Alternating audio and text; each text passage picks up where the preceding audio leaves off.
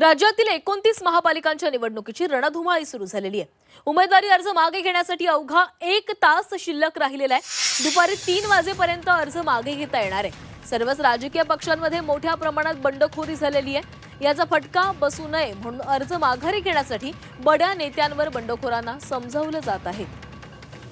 अर्ज माघारीसाठी प्रलोभनं दाखवली जात आहेत, मनधरणी केली जाते आणि दबावही आणला जातोय।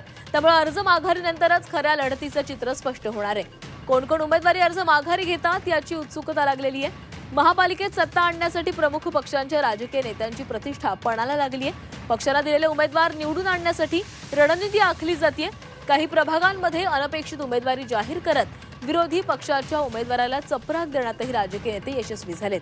आता पक्षातील कोणत्याही उमेदवारांना माघारी घेऊ नये यासाठी उमेदवारांकडून नेत्यांद्वारे प्रयत्न केले जात आहेत।